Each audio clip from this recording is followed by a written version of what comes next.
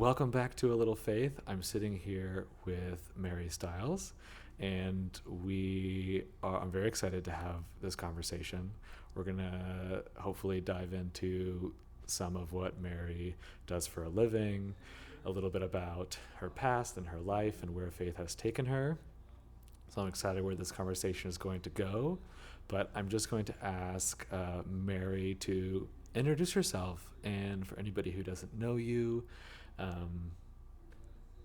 who are you? Welcome, Mary. Thank you, Matt. Well, I'm still in the process of discovering who I am, which I don't think is necessarily a bad thing because it gives us the opportunity to revisit our roots regularly. But as you've heard, my name is Mary Stiles. I'm 68 years old. I live and work in small rural communities in southern Ontario. I'm a wife, a mother, a grandmother. My grandchildren are the most amazing things in the world.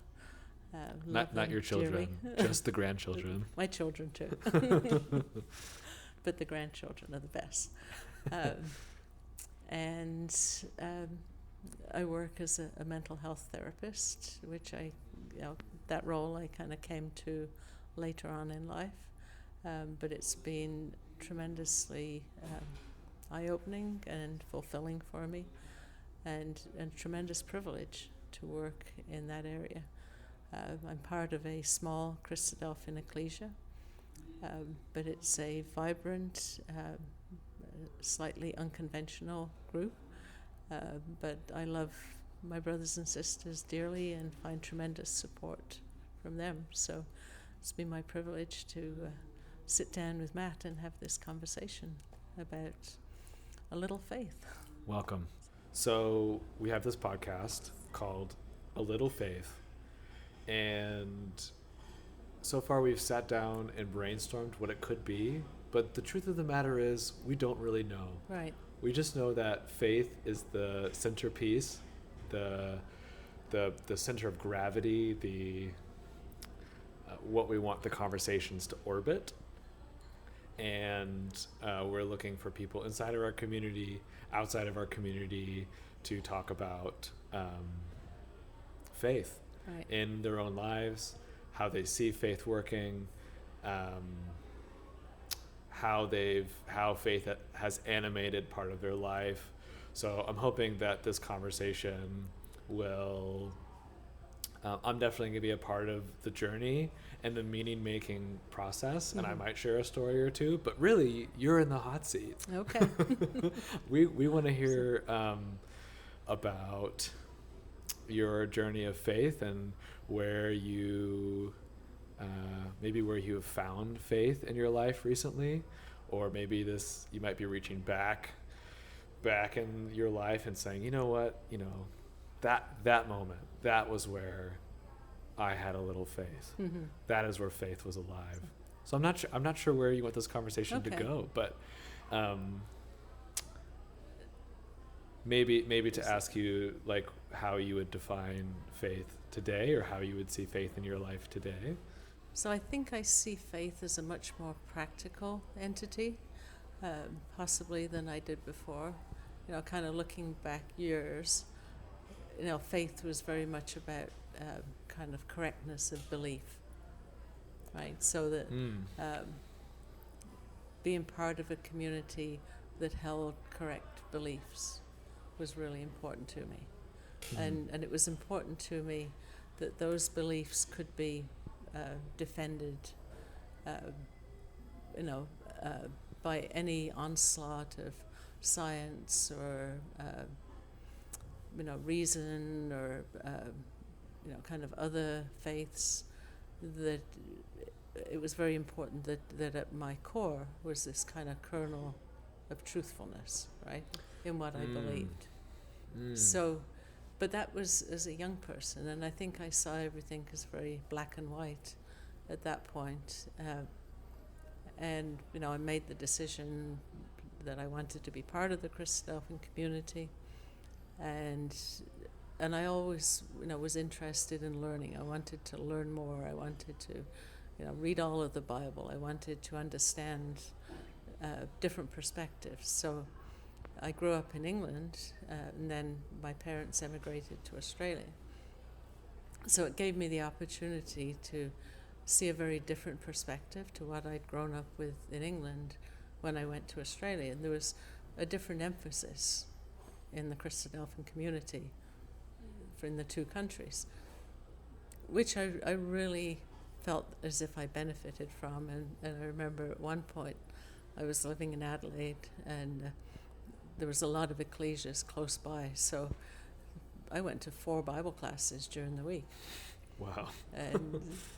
And it was great. And I was there for 2 years, and I knew this isn't real. This isn't, life. This is, just kind of really sort of enjoying this kind of greenhouse atmosphere where there was all of this sort of fruit ripe for the picking. But I enjoyed learning, and then I think that really helped me to kind of assimilate all of that learning. But then, okay, now what am I going to do with that? So initially, and that would have been in my 20s, that was what I saw faith as being. Like, it was this system of correct belief that was important. But in my immaturity and naivety, I didn't realize that there was a whole lot more to life than that. So I think as I've got older, I've realized that faith is much more than that.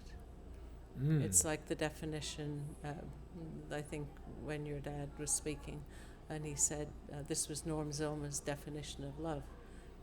And then it was the fruits of the Spirit. It was, the patience, long-suffering, hope, all of those things. So I think faith is more than that. So it's this, these beliefs, yes, then they're important, and they're rooted in the Bible, and they're rooted in God's Word, His revelation to us. But it's got a purpose. There's a practical outworking to it.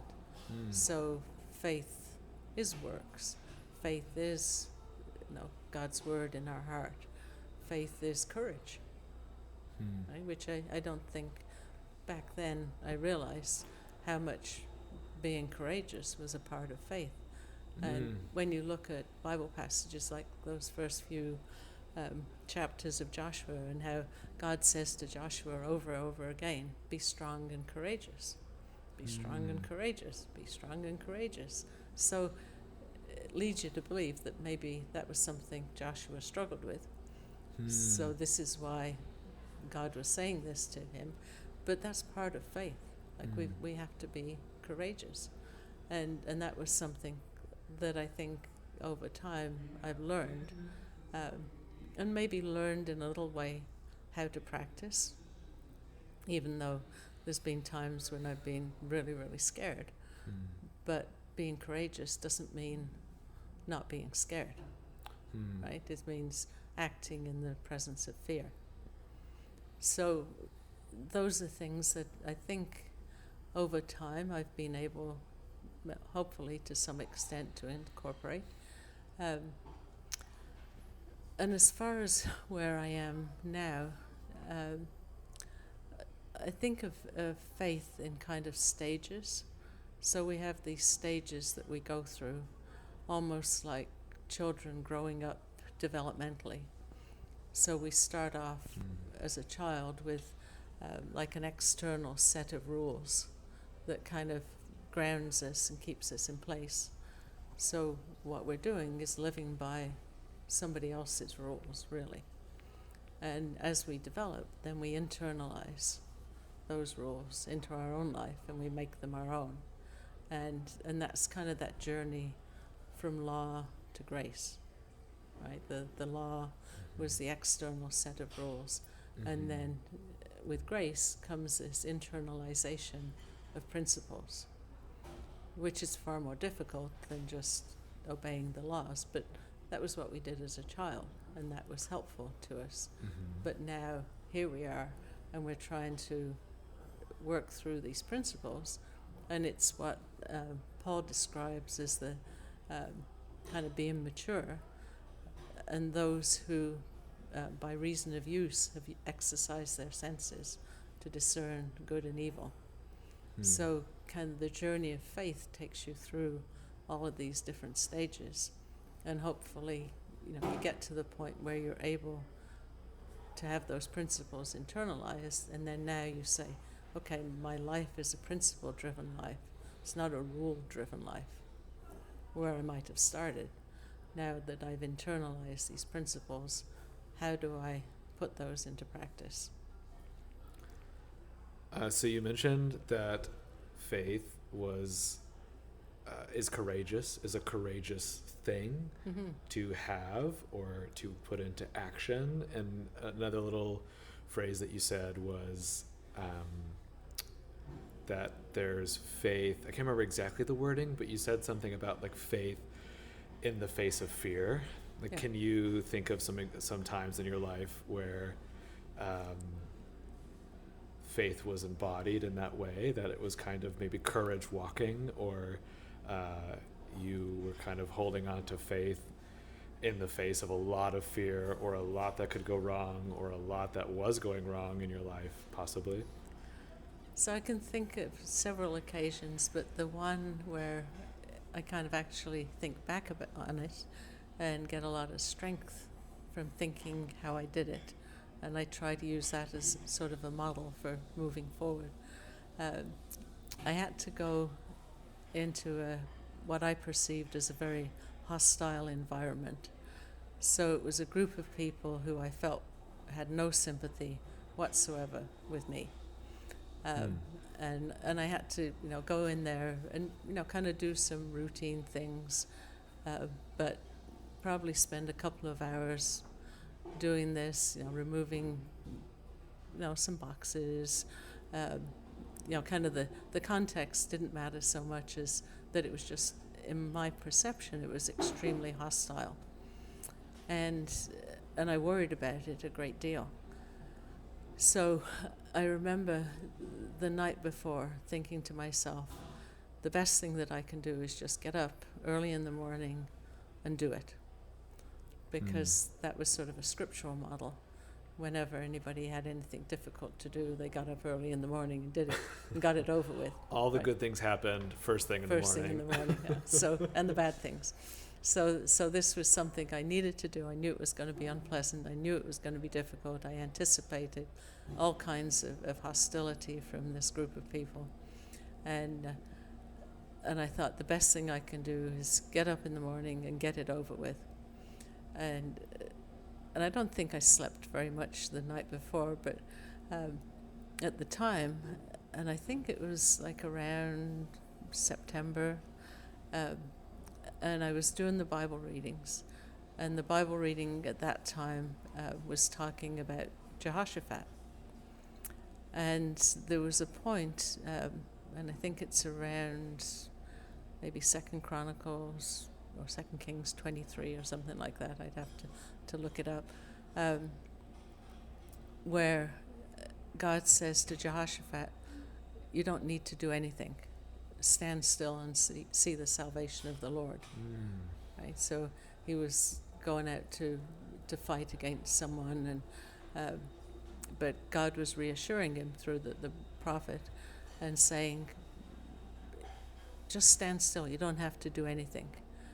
But be strong and be courageous, and then it's all going to be okay. It's all going to fall into place. And at the time, I'm like, yeah, that's something I can hang on to out of that Bible reading. And there were 2 or 3 verses. So I thought I really want to remember them. So I'm going to write them down. So I wrote them down on a piece of paper, folded the paper up, and I put it in my pocket. So when I got up the next morning, I had this piece of paper in my pocket with these Bible verses on. And I thought, you know what? I'm just going to focus on that. I'm going to focus on that being there in my pocket to give me the encouragement to go and do what I have to do. And when I thought about sort of like, okay, worst case scenario, well, what if they just, threaten to call the police and throw me out? And I can imagine the police come and they take me off to their holding cell, and all of these kind of really catastrophic outcomes. What if that happened? And I thought, well, I'll pull out my piece of paper and I'll read these Bible verses to them. And somehow that gave me a little bit of encouragement that I wasn't entirely helpless in the situation. Oh, wow. So anyway, I went and I did it, and it all worked out really, really smoothly. And I prayed about it beforehand, but I just felt that focusing on this little section of scripture and thinking to myself, I'm not helpless, I can actually, use that if I need to. It kind of gave me that little bit of, extra courage that I was able to do it, even in the face of fear. So I've tried to use that as a model for, okay, next scary situation. This is something that I can do, and I can use that. Well, that's interesting that in the Jehoshaphat verse, the point that you were drawing out when you were talking about it was maybe just to don't move, I got this. Yeah. That's kind of what God was saying. Yeah. But you still acted, you still went through with what you sounds like needed to do at the time. So how do you balance that sense of God says be still, I have this, I'm in control, and needing to take steps in a direction of uncertainty, or in a direction where there might be some hostility, which sounds like might have been the case for you. So there was, years ago, a brother in Australia, and he was doing some talks on Nehemiah. And I remember him saying about Nehemiah, he said, Nehemiah prayed to God as if everything depended on God. But then he worked as if everything depended on him. So to me, that's kind of the balance of faith and works, right? It's that giving everything to God as if everything depends on God. And like you say, God's saying to Joshua, I got this. Don't worry about it, right? But then you've got to give it your all and work as if everything depended on you. And I think it's at that point, that's the intersection where God blesses it, and he sees that. And, judges like Abraham as righteous because of his belief, but also because of his works. So there's kind of the intersection of both there. And I think kind of seeing that work out, I felt that really strengthened my faith. And then seeing that work out in other situations.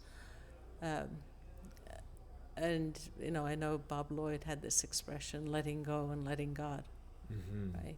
But it doesn't mean just sitting there passively. We've actually got to do something. So when I asked you to talk a little bit about one of these core tenets of faith, which is courage, you brought up a difficult time in your life that embodied that. Do you think that the pulse that you have on faith is largely from difficult times? Do you think that when you've come to recognize faith and recognize that you're a person of faith, and maybe the biggest revelations about how God is working in your life and how that intersects with your faith, is that all through difficult trials and difficult times, or do you have other ways that you recognize the presence of faith in your life or in your heart? So for me, I think what happened, it was and I think there's some Bible passages that would sort of back this up, that in the times of peace and quiet, you build up a reservoir of what you can use in difficult times. Right? Tell me more about that reservoir. I want to know more. So, and I think it's, kind of there's some passages in Lamentations and Habakkuk where it talks about, times of peace and safety, but then talks about these really difficult times that come up afterwards. And I think, what we're trying to do in those times when things are relatively easy, it's not to sit back and, kind of do nothing and just enjoy the easy times, but we've got to be actively trying to do things that are going to help to build our faith. So in terms of, just like Bible reading and deepening scriptural roots and networking with people and building a safety plan. So I work in a mental health field where right now I'm working with people who are chronically suicidal. So there's a lot of things that I do with those individuals that I can transfer to my own life. Right? So the first thing that we're trying to do is build safety.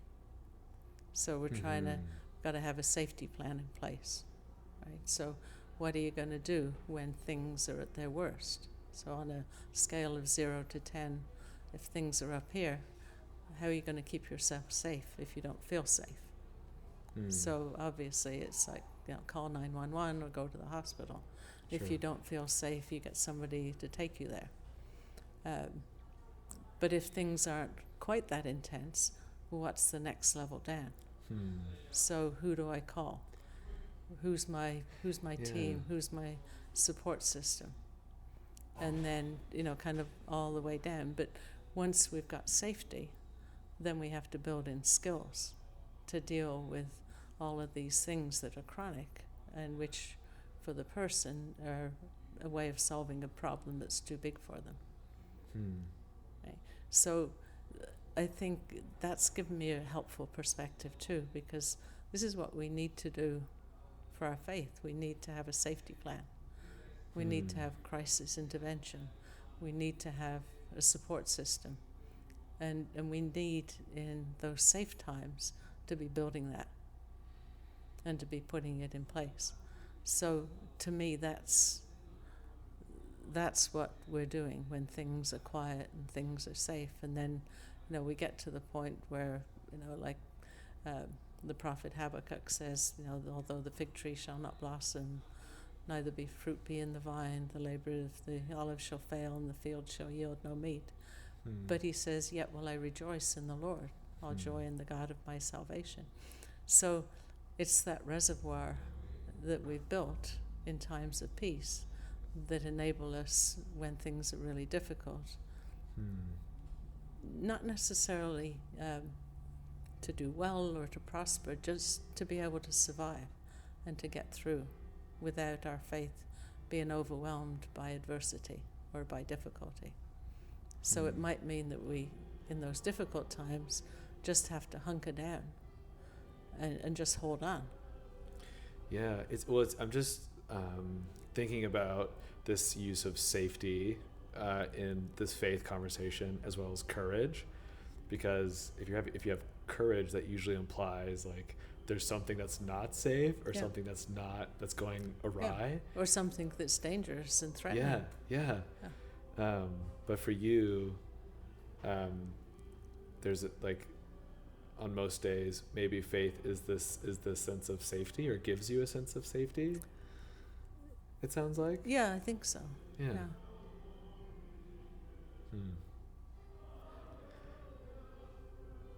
I'm so interested about your how your sense of faith gets confronted when you're having sessions with people who are at the opposite end of faith and say, there is no faith, there is no hope, I don't want to be here. Like, is there part of you that's like reaching out of your chest and wanting to like grab them and say like, but there is faith, like you just need, like, you can't have faith, like it's okay. Yeah. Or I guess how does so I think it's really interesting, because I think I've learned so much from the people that I work with. I've seen so much strength in adversity. I've seen so many people, kind of yearning for spirituality, holding on to things that they believe deeply in the face of, all kinds of trauma that we would look at and be like, how are you walking and talking, right, with everything that's happened to you? Yeah. And the more that I talk to them and the more that I listen, I hear these little glimmers of hope. So my job is to listen for that little glimmer of hope and to amplify it. Right? So it's like lighting candles in darkness for people, and trying to be there in kind of the darkest times and listen to that and just help them know that it hasn't always been like this, and it might not always be like this. But at the same time, we're trying to say, there's joy and there's suffering. These are two sides of the same coin, right? But when we focus our attention on joy, we're not paying attention to suffering, right? And, the converse. So two things. One is I just had this image or this little term that came into my mind that you're like a faith lamplighter. Mm-hmm. Like when you're talking about those like glimmers of hope and like lighting these little candles. Yeah. Like I just pictured you on this dark street with these gas lamp lanterns and you just going along and just trying like, to light little candles. just like in the holding darkness. the little pilot light. Yeah. And then the last time I saw you in Richmond when you were giving the seminar, I guess, to the chapel, I think you said this, which was sometimes we need to listen to all the reasons why somebody doesn't want to be here. Yeah. And be here being like alive to hear the reason why that they do want to be here. Right. And I think So. you just brought that to a whole nother level for me. You just gave that this whole new beautiful like bouquet of language. We have to listen to the reasons for dying so that the reasons for living can emerge. Because if we don't, they're too loud and they're there sort of front and center, and the person needs to be able to talk about that. Right? Because it's a very emotional discussion, and with emotions, if we don't acknowledge them, if we try and suppress them, as one person said, they go down to the basement, they lift weights, and they come back stronger than ever. So acknowledging that in a respectful way is, of course, there would be all these reasons for dying. And I don't think that's an unbiblical way of looking at it. I mean, you look at, I looked at the prophet Jonah, and he went through a large period of his life just wanting to die. Right? He doesn't want to go to Nineveh, so he avoids that by taking the ship to Tarshish. He goes the other way. Right. But what happens when the storm comes? Oh, just throw me overboard, expecting death, because it's in the middle of a storm, right? He wasn't expecting to survive the storm in any way. They weren't giving him a lifeboat and saying, oh, here, well, kind of off you go, do your best. They actually throw him overboard and thinking that he's dying, and that was his thought. And then he describes it in terms of, I went down, right down into the deep, and the weeds were wrapped around my head, and I was there at the doors of death. I was about to die. God rescued me. And then, time and time again throughout the book, he's like, just kill me, I want to die. Right?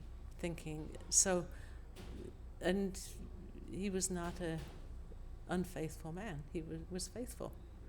And, God was working with him and saying to him, no, this isn't, obviously, we have a reward in the resurrection, but this isn't your time, Jonah. I've got work for you to do. And Jonah had to learn that lesson. And the same with Elijah. Right. Elijah's like, no, it's enough, I'm done, just let me die, figuring that he was the only one left.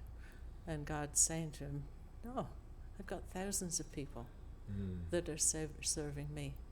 So it's not as overwhelming as you think it is, Elijah or Jonah.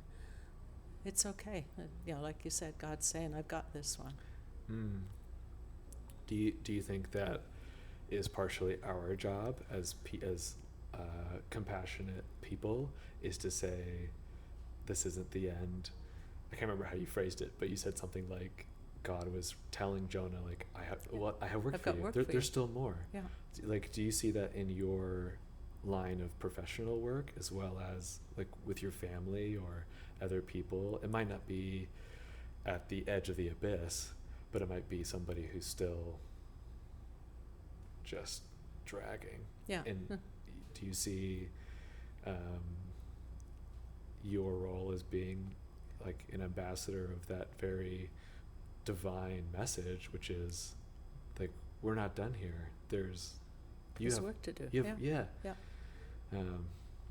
And I guess, do you see like faith having a role in that? Like, even if it's a faith in the person, like, and maybe there is some faith in God at that level too, but when you were describing your work, it just sounded like there was so much faith at a person-to-person level. And maybe, do you see that as faith, or like having faith in somebody? Like, I don't know.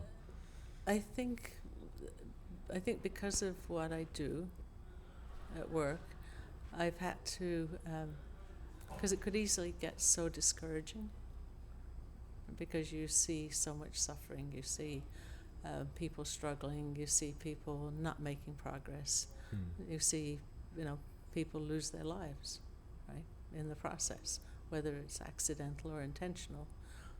There's loss of life, which is tremendously saddening. So I think in order to do what we do, we have to have a vision, and I think that's a vision of faith.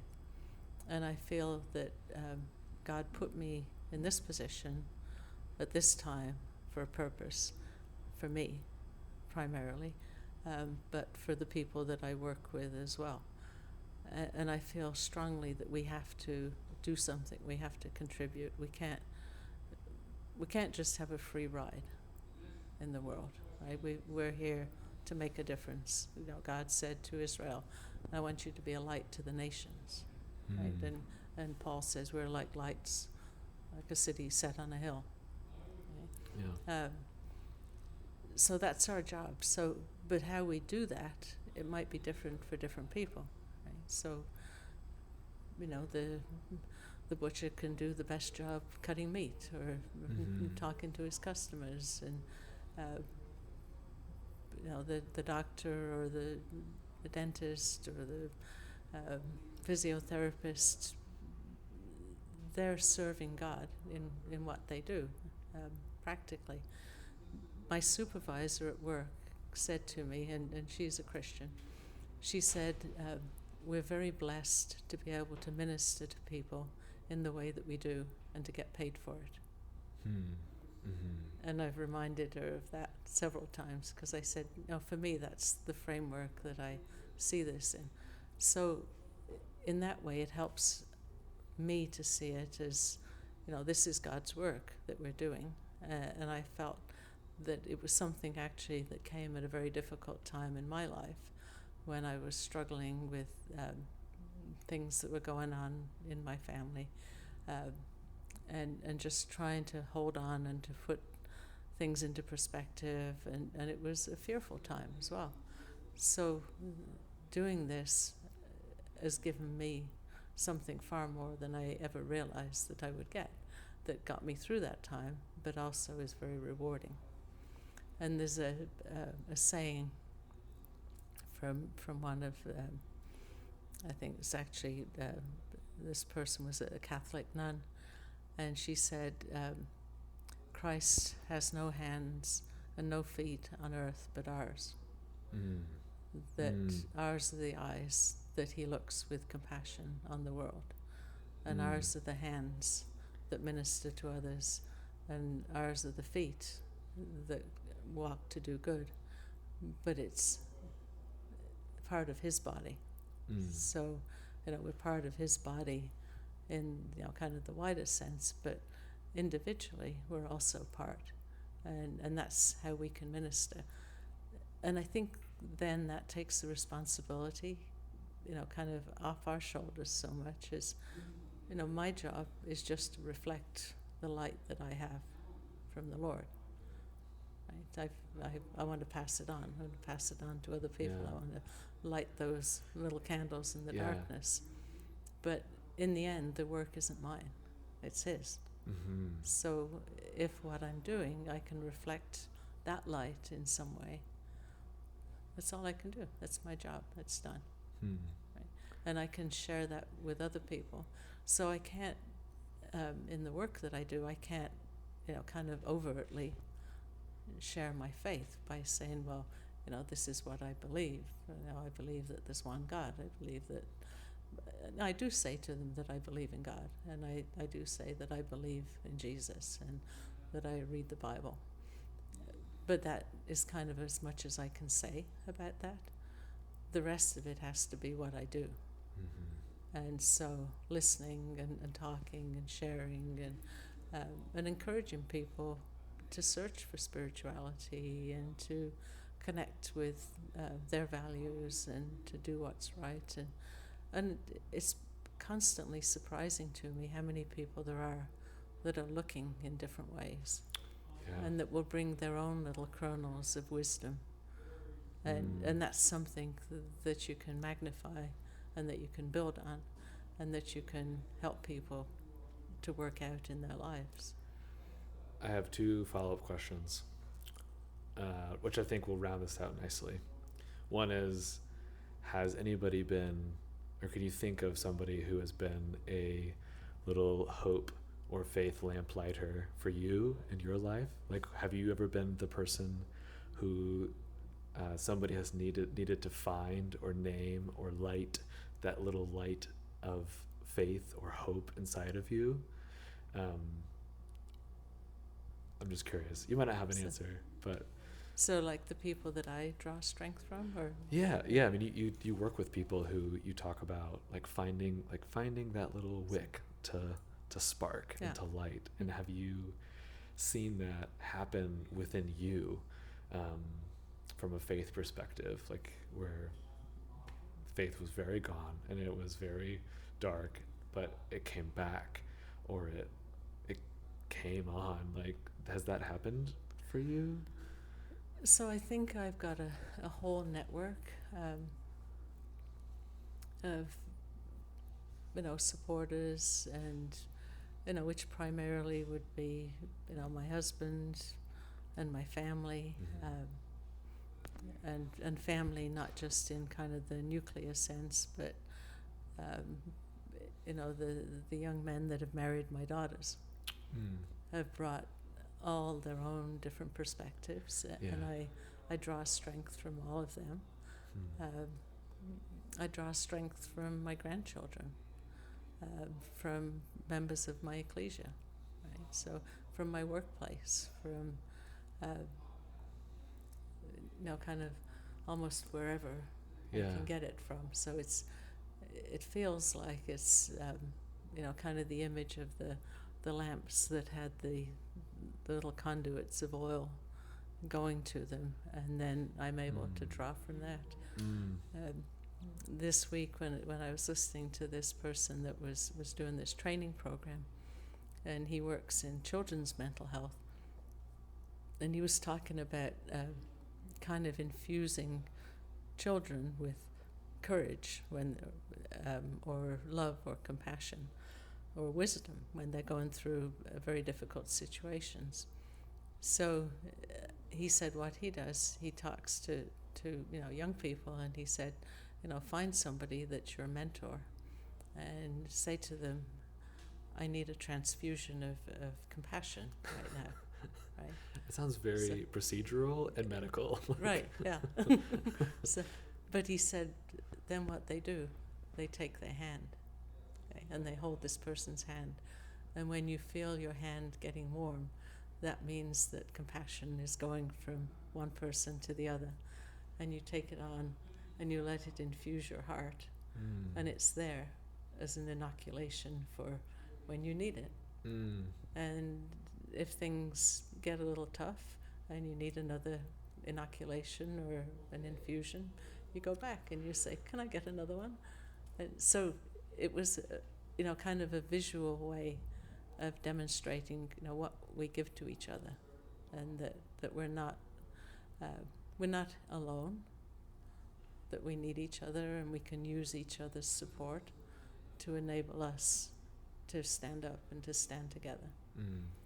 And I think that's what God intended. That's why, He wants a relationship with us, but He wants us to be in relationship with other people, so that we're not doing this on our own. So to me, faith is this, kind of network of other people, so that, and I remember at one particularly difficult time in my life, someone in California is saying to me, "We've been praying for you every Sunday." And to me, that was like, wow, I knew one person in that group of people. I didn't know any others. But here were these people that didn't even know me, and they were praying for me. So how tremendous is that I can feel that strength from a group of people that I don't know. Yeah, I think so often, if there's one message that anybody needs to be reminded of, is that they are far loved, more than they could possibly comprehend. Yeah. And I can't show you that, except in just a glimmer, except in just, one hand hold, or one hug, or a short, kind word. But,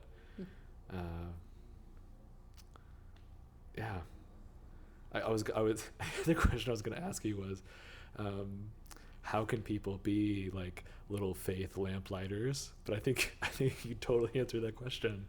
So this has been so lovely.